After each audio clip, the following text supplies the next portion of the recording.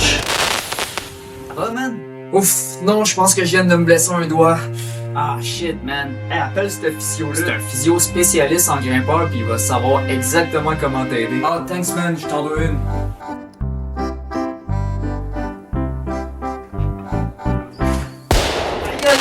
Ça va, man? Ah, non, je pense que je viens de me faire vraiment mal à un orteil. Ah, merde, man. Ah, tiens, appelle ce dude-là, c'est un dude spécialiste en blessures relevées à transporter des sacs d'épicerie. Alright, thanks, man.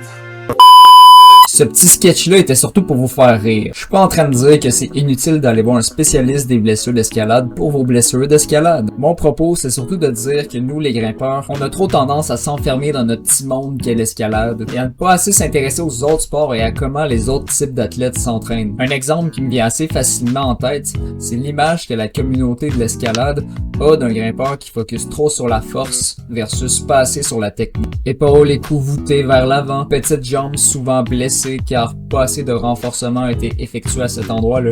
Ça, vois-tu, moi je vois l'inverse dans cette situation. Je vois plutôt un grimpeur trop obsédé par l'escalade et pas assez par juste devenir plus fort et plus athlétique. En fait, pour moi, une personne qui va vraiment se concentrer sur le développement de sa force en escalade va vraiment chercher à se muscler de manière équilibrée. Va donc chercher l'équilibre entre ses différents muscles autant en avant qu'en arrière que de la tête aux orteils. Tout ça sans nécessairement viser l'hypertrophie non plus. La voix prendre soin de ses articulations en les renforçant avec des exercices spécifiques et ce tout simplement parce que c'est la meilleure façon de préparer le terrain pour le développement de la force spécifique à l'escalade par la suite. Je la vois s'inspirer des autres sports de force parce qu'on ne réinvente pas la roue. Cette image-là, moi, je l'associe au contraire au grimpeur qui focus trop sur la grimpe, qui ne fait que grimper au final, qui ne fait que grimper et focuser sur sa technique et qui oublie que le corps humain est un tout complexe. Vous remarquerez aussi que très souvent, les grimpeurs les plus forts sont aussi les mieux protégés des blessures. Tout simplement parce qu'ils ont appris à s'entraîner correctement en utilisant la sagesse des autres sports acquises après des centaines d'années de pratique humaine. Souvent, je vois des grimpeurs écouter tous les podcasts dédiés à l'escalade, écouter tous les pros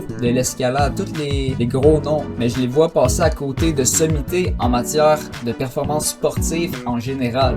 Et ça, pour moi, c'est une très grosse erreur, car avant de chercher à s'améliorer dans ce en quoi on est déjà très bon et à en connaître dans ce en quoi on en connaît déjà beaucoup, on devrait explorer davantage sur les bases du développement physique en tant qu'athlète en général. Et ça, non seulement pour le côté plus sain de la chose, mais simplement parce qu'il y a plein de principes qui s'appliquent dans d'autres sports et qui s'appliquent à l'escalade aussi, et qu'il y a juste tellement plus d'informations disponibles dans les autres sports que dans l'escalade. L'escalade, c'est encore un sport émergent. Au final aussi, tu es pas mal mieux d'apprendre des principes généraux qui vont te servir dans diverses situations, plutôt que de suivre aveuglément la recette d'un gourou que tu sais pas vraiment si ça va marcher puis pourquoi ça va marcher. Ben, essaie de comprendre les principes d'entraînement général qui sont présents dans tous les sports, qui sont juste fondamentaux au corps humain. C'est quelque chose qui va juste bien plus te servir à long terme et aussi qui va être beaucoup plus gratifiant. C'est beaucoup plus gratifiant de comprendre quelque chose d'inhérent au corps humain que de t'apprendre une formule par cœur qui n'a aucun sens puis de pas comprendre la logique derrière. Le but de cette vidéo, c'est de vous motiver à devenir plus autonome et à être capable de vous entraîner par vous-même correctement. Sur ma chaîne, vous verrez jamais de formule à usage unique. Je vais vous enseigner des principes. Si ça t'intéresse, écris le mot principe dans les commentaires. Et oublie pas de t'abonner. Bonne journée à toi.